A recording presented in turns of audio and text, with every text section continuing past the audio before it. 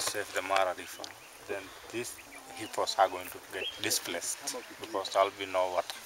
Because there'll be no water. There will be no water, and you see these things are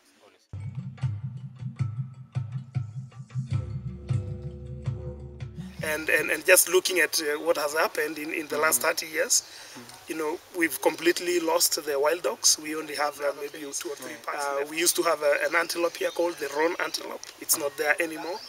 Wow. The kudu used to also occur in some places here. You don't see them anymore. We are told by people who have been doing research here and counting wildlife, who are doing it from the government, that on an average, 60% of wildlife has been lost in 40 years. Now, wow. 60% in 40 years, how many more years do we have before we lose everything? Right. You know, that's quite scary.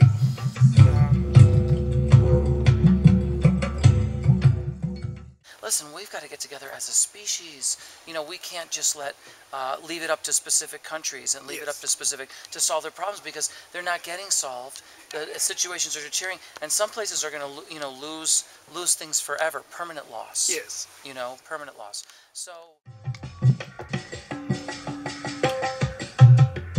I felt like, you know, this could be a situation where we really, really begin to unite people around the world who care just as much as people here in Africa care. You know what I mean?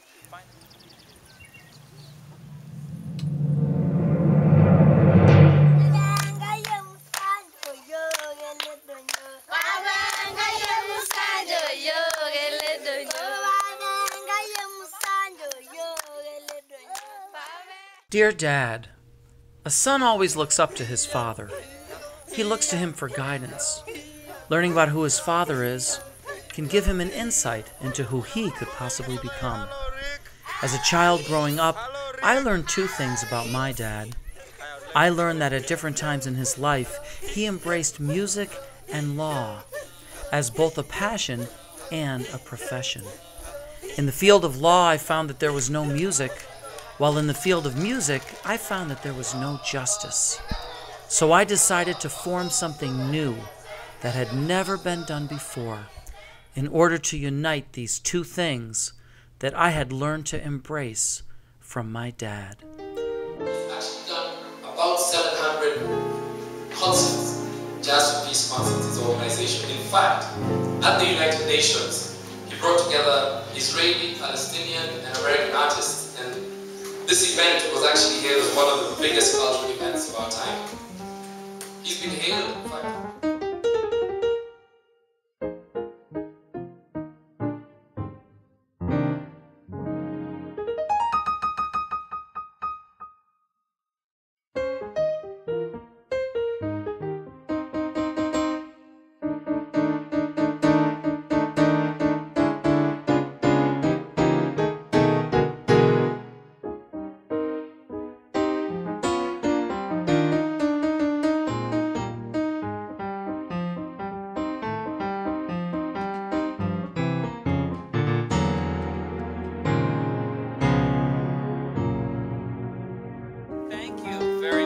For this opportunity to meet you and to see your land and your people and your culture.